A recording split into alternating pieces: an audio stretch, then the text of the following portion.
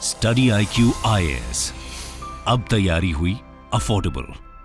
दोस्तों, जब 1608 में कैप्टन विलियम हॉकिंस ने भारत की धरती पर अपने कदम रखे तब वो ईस्ट इंडिया कंपनी के रिप्रेजेंटेटिव बनकर हिंदुस्तान आए थे। ईस्ट इंडिया कंपनी जो एक कमर्शियल बॉडी थी, उसका एकमात्र उद्देश्य भारत जैसे समृद्ध देश में व्यापार कर ज्यादा से ज्यादा प्रॉफिट यानी मुनाफा कमाना था। लेकिन समय के साथ जैसे जैसे भारत से होने वाले व्यापार में उनका डोमिनेंस बढ़ता गया, वैसे वैसे भारत के गवर्नेंस और एडमिनिस्ट्रेशन में ईस्ट इंडिया कंपनी का दखल भी बढ़ता चला गया। यही कारण है कि जो कंपनी पहले हाथ जोड़कर हमारे देश में व्यापार करने की इजाजत मांगने आई थी, उसी ने आगे जाकर लगभग 200 साल तक भारत को गुलामी की जंजीरों में बांधे रखा।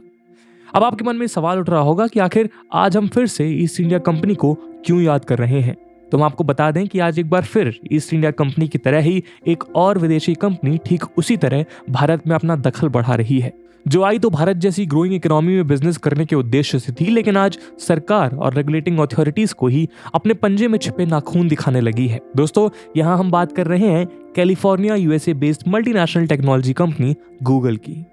आज गूगल दुनिया की सबसे जानी मानी कंपनीज में से एक है। आज स्मार्टफोन या इंटरनेट का इस्तेमाल करने वाला हर व्यक्ति किसी न किसी प्रकार से गूगल के किसी न किसी प्रोडक्ट या सर्विस का इस्तेमाल कर रहा है। ये बात तो आप भी जानते ही होंगे कि मोबाइल्स का सबसे कॉमन ऑपरेटिंग सिस्टम एंड्रॉइड एक गूगल प्रोडक्ट है। काउंटर पॉइंट रिसर्च की 2021 में छपी एक रिपोर्ट के मुताबिक भारत में यूज होने वाले 600 मिलियन स्मार्टफोन्स में से 97% मोबाइल फोन्स इसी ऑपरेटिंग सिस्टम पर बेस्ड हैं। इन आंकड़ों को देखकर इंडियन मोबाइल मार्केट में गूगल के डोमिनेंस को समझना मुश्किल नहीं है। वहीं अगर आज हम इंटरनेट डिपेंडेंट वर्ल्ड को देखें तो रोज ही नए इंटरनेट बेस्ड सर्विसेज और उनसे जुड़े एप्लीकेशंस बनाए जा रहे हैं, जिनका यूजर बेस इंडिया में एक्सपैंडिंग इंटरनेट सर्विसेज के साथ दिन दुगनी और रात चौगनी स्पीड से बढ़ता जा रहा है। ये ऐप्स ऐप डेवलपर्स द्वारा गूगल के प्ले स्टोर पर रजिस्टर किए जाते हैं, जहां से कोई भी एंड्रॉइड यूजर अपनी जरूरत के मुताबिक इन्हें डाउनलोड कर सकता है। वहीं गूगल अपने इस प्लेटफॉर्म को यूज करने के बदले ऐप डेवलपर से पेड ऐप के परचेज और इन ऐप परचेज से एक हिस्सा अपनी फी के तौर पे वसूलता है, जो वेरियस रिपोर्ट्स के मुताबिक 15 से 30% तक होती है। ये कुछ इस प्रकार है जैसे किसी मॉल या सुपरमार्केट में रेंट की हुई शॉप्स हो, जहां अपना बिजनेस रन करने के लिए ये शॉप्स रन करने वाला व्यक्ति अपने प्रॉफिट का एक शेयर उन मॉल से सुपरमार्केट्स के ओनर के साथ शेयर करता है। लेकिन यहाँ गूगल और मॉल वाली सिचुएशन में एक बड़ा अंतर है। ये अंतर है मार्केट डोमिनेंस का। अगर कोई मॉल ओनर शॉपकीपर से मिलने वाले प्रॉफिट्स की रेट बढ़ा देता है या शॉपकीपर पर कोई unreasonable terms and condition impose कर दिए जाते हैं, तो शॉपकीपर्स के पास ये ऑप्शन है कि वो अपना बिजनेस किसी और मॉल या सुपरमार्केट में शिफ्ट कर दे। लेकिन जैसा हमने बताया कि गूगल अपने एंड्रॉइड ऑपरेटिंग सिस्टम की वजह से मार्केट में एक डोमिनेंट या मोनोपोलिस्टिक प्लेयर है। ऐसे में यदि ऐप डेवलपर्स को अपना ऐप एंड्रॉइड यूजर्स को सेल करना है तो उनके पास गूगल की शर्तें मानने के अलावा कोई और ऑप्शन है ही नहीं, जिससे गूगल अब ऐप इकोसिस्टम का एक बुली बनता जा रहा है। हाल ही में भारत में कंपनीज के एंटी कॉम्पिटिटिव बिहेवियर को रेगुलेट करने वाली anti trust watchdog competition commission of India ने गूगल पर मार्केट में अपनी डोमिनेंट पोजीशन का नाजायज फायदा उठाने का आरोप लगाते हुए 936 करोड़ रुपीस से ज्यादा का फाइन लगाया। यही नहीं, CCI ने गूगल को डिफाइंड टाइमलाइन के अंडर अपने इस बिहेवियर को मॉडिफाई करने की भी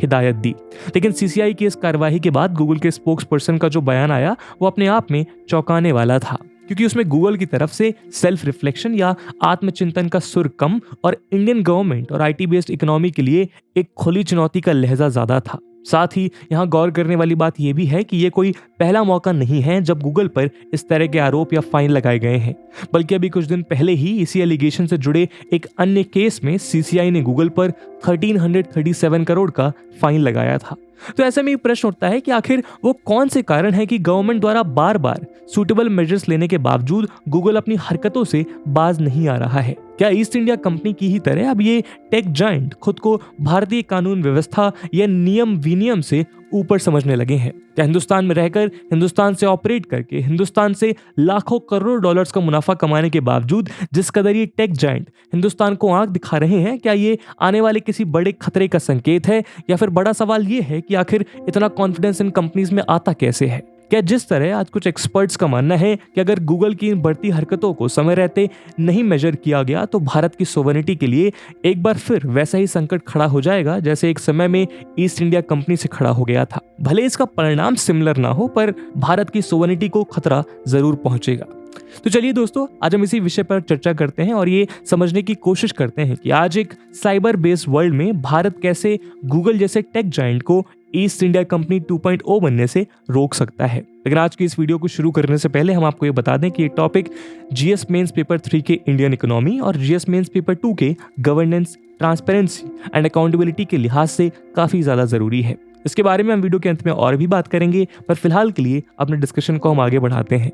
दोस्तों, स्टडी आईक्यू के last UPSC pre plus mains live foundation batches में एडमिशन आज से बंद हो रहे हैं। उसके बाद आप इस रेवोल्यूशन को ज्वाइन नहीं कर पाएंगे। तो अगर आपने, आपके किसी जानने वाले ने यूपीएससी का सपना कभी भी अपनी आंखों में संजोया था, तो उस सपने को पूरा करने का ये आखिरी मौका है। इन बैचेस में आपके तैयारी के बेस को स्ट्रांग बनाने के लिए 900 प्लस आवर्स का लाइव कंटेंट मिलेगा। यूपीएससी के आयरन गेट यानी प्रीलिम्स में आपको परिपक्व करने के लिए प्रैक्टिस क्वेश्चंस दिए जाएंगे। मेंस की आंसर राइटिंग प्रैक्टिस होगी और आपके डाउट्स को किसी भी समय क्लियर करने के लिए मिलेगी 1-to-1 मेंटोरशिप, जिसके अंतर्गत आप अपने एकेडमिक और नॉन एकेडमिक डाउट को क्लियर कर सकते हैं। और दोस्तों, ये सब कुछ आपको मिलेगा 18,999 के सुपर डिस्काउंटेड प्राइस पे अगर आप AG live coupon code use करते हैं। लेकिन याद रखिएगा 31 अक्टूबर को इन बैचेस में एडमिशन लेने की लास्ट डेट है। इन बैचेस में क्लासेस की टाइमिंग इवनिंग 6 PM रहेगी। तो अब आप भी AG लाइव कूपन कोड को यूज करिए और इस रेवोल्यूशन का हिस्सा बनिए, क्योंकि अगर अभी नहीं तो फिर कभी नहीं। दोस्तों, अगर आपने ईस्ट इंडिया कंपनी के इतिहास को पढ़ा हो तो आप पाएंगे कि उसने भारत को सिर्फ प्रत्यक्ष रूप से ही नहीं लूटा, बल्कि अप्रत्यक्ष रूप से इंडिया का डीइंडस्ट्रियलाइजेशन करके इंडियन इकोनॉमी की प्रोडक्टिविटी और फ्यूचर ग्रोथ को ही गहरे अंधकार में झोंक दिया। वैसा ही कुछ इस ईस्ट इंडिया कंपनी 2.0 के टाइम में भी देखा जा रहा है, और ऐसा इसीलिए है क्योंकि गूगल अपनी डोमिनेटिंग डिस्क्रिमिनेटरी पॉलिसीज से इंडिया के ऐप और इंटरनेट सर्विस के मार्केट में इनोवेशन की फ्रीडम को सप्रेस करके इसके सिस्टमैटिक डी इंडस्ट्रियलाइजेशन को प्रमोट कर रहा है। Alliance of digital India foundation ADIF और consulting firm the quantum hub की एक साझा रिपोर्ट से पता चलता है कि भारत के बहुत से डेवलपर्स गूगल द्वारा चार्ज किए जा रहे हाई कमीशन की वजह से अपनी ऐप से सूटेबल प्रॉफिट नहीं अर्न कर पाते। इसका नतीजा ये होता है कि इंडियन ऐप्स मार्केट के एवर चेंजिंग इनोवेशन के साथ कदम से कदम नहीं मिला पाते और इंडियन ऐप्स पर मानो ब्रेक सा लग जाता है। लेकिन गूगल की एक्टिविटी सिर्फ इस डायरेक्ट लूट तक ही सीमित नहीं है, बल्कि वो अप्रत्यक्ष रूप यानी इनडायरेक्ट मेथड से भी इंडियन IT इंडस्ट्री और इंडियन इकोनॉमी को लूट रहा है। अभी कुछ समय पहले ही गूगल ने अपने प्ले स्टोर की पॉलिसी में एक बड़ा बदलाव किया, जिससे देश भर के ऐप डेवलपर्स के दिलो दिमाग में चल रही असंतोष की लहर और ज्यादा प्रबल हो गई। और ऐसा इसीलिए हुआ क्योंकि जहां पहले ये ऐप्स अपने ऐप परचेजेस के पेमेंट्स को रिसीव करने के लिए कोई भी पेमेंट प्लेटफॉर्म चूज करने के लिए स्वतंत्र थे, वहीं अब गूगल ने पेमेंट्स को सेटल करने के लिए GPBS यानी गूगल प्ले बिलिंग सिस्टम का उपयोग मैंडेटरी कर दिया। इस वजह से app developers Google play store का प्लेटफॉर्म यूज करने के साथ साथ गूगल के पेमेंट सिस्टम को यूज करने के लिए भी बाध्य हो गए हैं।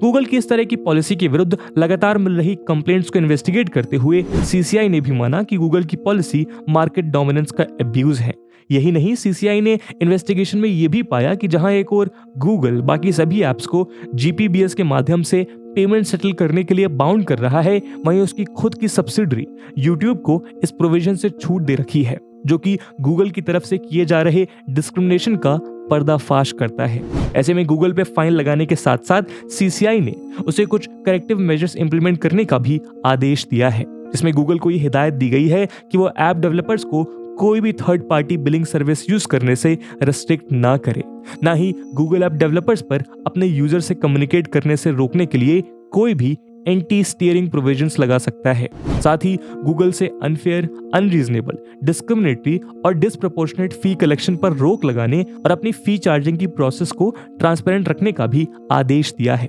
लेकिन जैसा हमने आपको बताया कि ये पहला मौका नहीं है जब रेगुलेटरी बॉडीज द्वारा गूगल के अगेंस्ट कोई कार्यवाही की गई है। 2019 में CCI ने अनफेयर बिजनेस प्रैक्टिसेस के सिलसिले में मिली कंप्लेन के चलते गूगल पर इन्वेस्टिगेशन शुरू की थी, जिसके चलते अभी हाल में ही गूगल पर लगभग 1337 करोड़ का फाइन लगाया गया था। CCI ने अपनी जांच में पाया कि गूगल ने इंडिया में 5 डिफरेंट मार्केट्स में एक डोमिनेंट पोजीशन होल्ड करी हुई है, और ये 5 मार्केट्स हैं लाइसेंसेबल OS for smartphones, app store, web search services, non OS specific mobile web browsers and online hosting platform. और गूगल अपनी इसी डोमिनेंट पोजीशन का नाजायज फायदा उठा रहा है। यही कारण है कि गूगल पर एंड्रॉइड OS के ओरिजिनल इक्विपमेंट मैन्युफैक्चरर्स यानी कि OEMs और उसके बीच हुए 2 एग्रीमेंट्स के वायलेशन के एलिगेशंस उस पर लगाए गए थे, जिनमें से एक था मोबाइल एप्लीकेशन डिस्ट्रीब्यूशन एग्रीमेंट और दूसरा था एंटी फ्रैगमेंटेशन एग्रीमेंट यानी कि AFA। इसी सिलसिले में CCI ने जांच में पाया कि गूगल ने MADA जो कि पहला एग्रीमेंट था उसका उल्लंघन करते हुए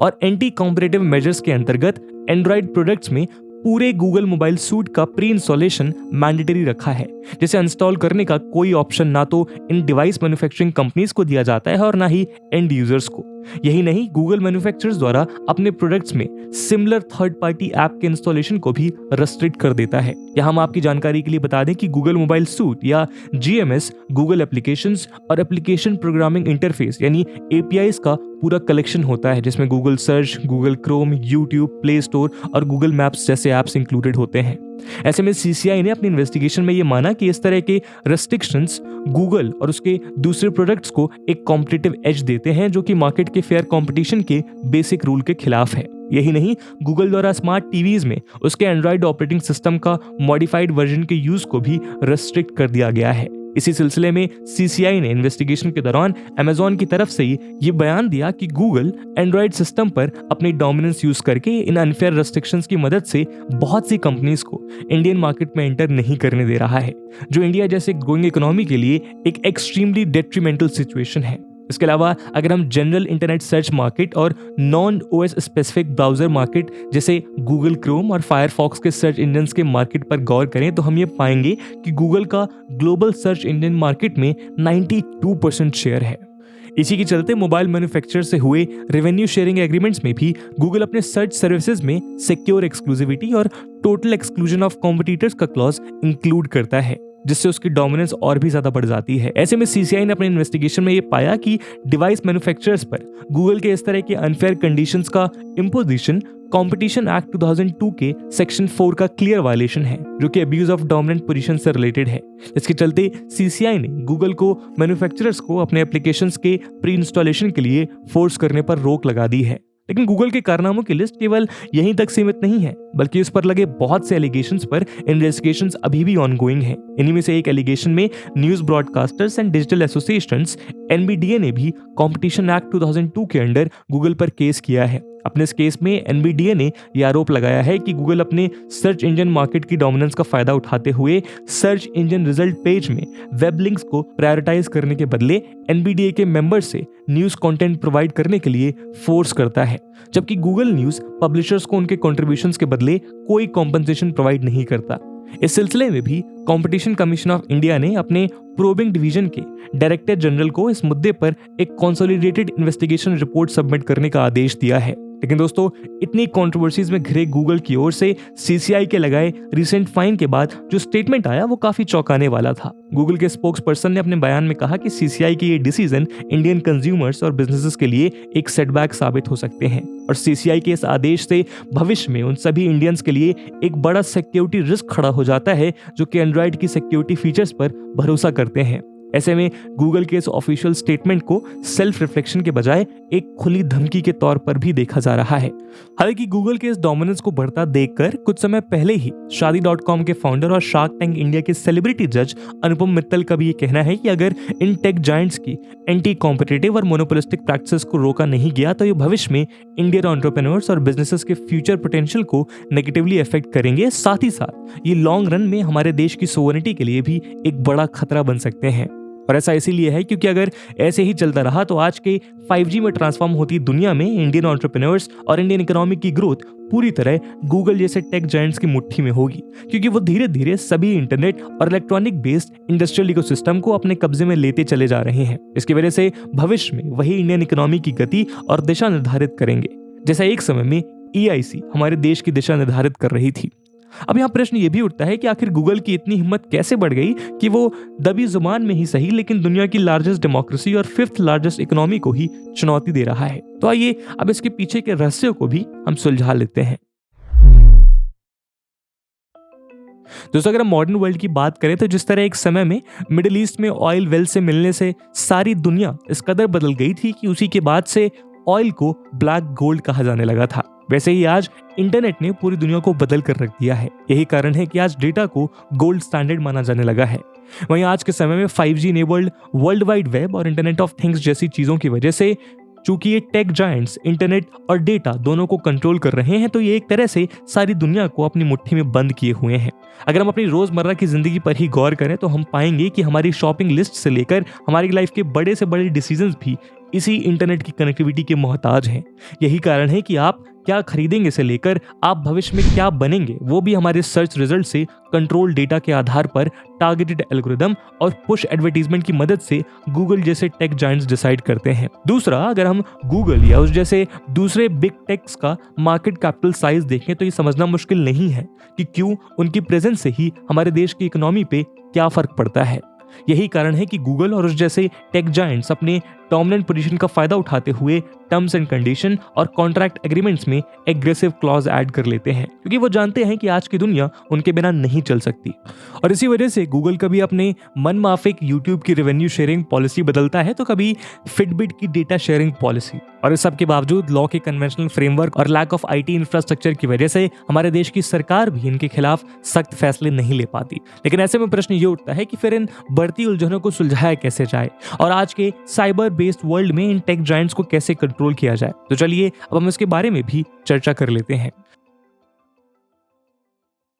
दोस्तों, यूं तो देखा जाए तो कंपटीशन एक्ट 2002 के सेक्शन 27 के अकॉर्डिंग CCI के पास ये अधिकार है कि वो रेलेवेंट एक्ट्स और एग्रीमेंट्स का उल्लंघन करने पर ऑफेंडिंग पार्टी पर कोई भी पेनाल्टी इंपोज कर सकती है। लेकिन ये पेनाल्टी कल्प्रिट फर्म के लास्ट 3 प्रीसीडिंग फाइनेंशियल ईयर के एवरेज टर्नओवर का 10% से ज्यादा नहीं होना चाहिए। वहीं 2014 में इस मुद्दे पर सुप्रीम कोर्ट ने यह बताया कि इस कैलकुलेशन में 10% सिर्फ रेलेवेंट टर्नओवर का होना चाहिए, ना कि ऑफेंडिंग कंपनी के एंटायर टर्नओवर का, जिसके चलते CCI के पेनाल्टी इंपोजिशन के पावर्स रिस्ट्रिक्ट हो जाते हैं। क्योंकि जैसा कि हमने देखा कि गूगल द्वारा लगातार किए जा रहे डिट्रीमेंटल स्टेप से न केवल क्वांटिफाइबल लॉसेस हो रहे हैं, बल्कि उससे कहीं ज्यादा बड़े नॉन क्वांटिफाइबल एडवर्स इफेक्ट्स हो रहे हैं, जो भले ही एक नजर में उतने बड़े न दिखाई देते हों, लेकिन उनका जो लॉन्ग टर्म एडवर्स इफेक्ट हमारी इकोनॉमी और IT बेस्ड इकोसिस्टम पर पड़ रहा है, उससे आसानी से कैलकुलेट नहीं किया जा सकता। यही नहीं, अगर हम 2011-12 से 2018-19 के बीच 8 साल का डेटा देखें तो हम पाएंगे कि इस बीच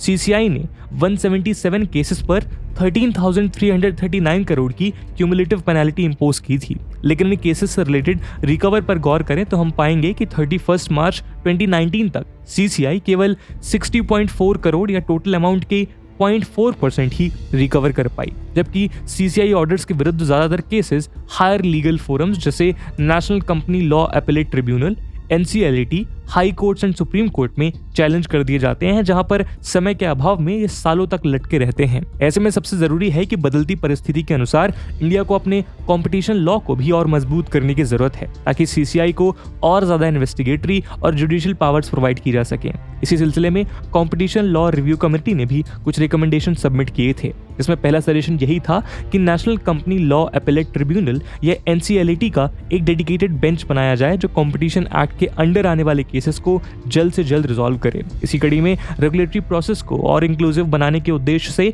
अगली रिकमेंडेशन ये दी गई थी कि कंपटीशन कमीशन ऑफ इंडिया को रीजनल लेवल पर अधिक ऑफिसेस खोलने और अपनी रीच को बढ़ाने की जरूरत है, जिससे उसके नॉन एडजेक्शनरी फंक्शंस और स्टेट गवर्नमेंट से मिले इनपुट्स के आधार पर इन बिग टेक्स पर लगाम लगाई जा सके। इसके अलावा गवर्नमेंट को पर्सनल डेटा प्रोटेक्शन बिल को भी प्रॉपर्ली फ्रेम कर एक स्ट्रॉन्ग एक्ट बनाने की जरूरत है, क्योंकि जैसा हमने आपको अपने वीडियो में बताया कि आज के समय में यूजर डेटा गोल्ड के समान वैल्यूएबल हो गया है। ऐसे में इंडिया जैसे पॉपुलस कंट्री को अपने सिटीजन्स के पर्सनल और नॉन पर्सनल डेटा को सिक्योर करने की बहुत ज्यादा जरूरत है। दोस्तों, हमारी गवर्नमेंट अक्सर गूगल समेत ट्विटर और फेसबुक टेक जायंट्स को ये हिदायत देती रही है कि वो लॉ ऑफ द लैंड को फॉलो करें, लेकिन बार बार होते ब्रीचेस को देखते हुए ये समझना मुश्किल नहीं है कि अब इन एडवाइजरी से काम नहीं चलेगा, बल्कि गवर्नमेंट को और कड़े नियम बनाने और हार्श एक्शंस लेने की जरूरत है, क्योंकि इनके अभाव में ही कभी ट्विटर हेट स्पीच और फेक न्यूज़ के सिलसिले में सरकार के आदेशों को अनदेखा करता नजर आता है, तो कभी फेसबुक कलेक्ट किए हुए यूजर डेटा का गलत इस्तेमाल करता है, जैसा कि हमने कैम्ब्रिज एनालिटिका कंट्रोवर्सी के दौरान देखा है। ऐसे में अगर इन पे वक्त रहते लगाम ना कसी गई तो ये ईस्ट इंडिया 2.0 और उनके जैसे दूसरे टेक जायंट्स भारत के लिए एक बड़ी मुसीबत बन सकते हैं। तो दोस्तों ये थी एक वीडियो जहां पर हमने डिस्कस करा कि कैसे टेक जायंट्स भारत की सोवरेनिटी के लिए आगे चलकर एक बड़ा खतरा बन सकते हैं और साथ ही कंपनीज कैसे भारत के इनोवेशन को भी हर्ट कर सकते हैं। इस मुद्दे पे आपका क्या ओपिनियन है कमेंट सेक्शन में जरूर बताइएगा। और जैसा कि हमने बताया कि इस वीडियो की इंपॉर्टेंस यूपीएससी मेंस के लिहाज से काफी ज्यादा है, तो उसी इंपॉर्टेंस को देखते हुए एक प्रश्न हम आपके लिए छोड़कर जा रहे हैं जिसको आपको कमेंट सेक्शन में आंसर करना है। And the question is, given the centrality of digital technologies in the future and concerns emanating from monopolistic practices of big tech firms, a comprehensive regulatory framework is in need of our discuss. And with this question, my friends, that's it for the video. I hope आपको video पसंद आई होगी और अगर पसंद आई है तो अपने दोस्तों के साथ शेयर करना मत भूलिएगा। हम मिलते हैं अगले वीडियो में, तब तक के लिए जय हिंद, जय भारत।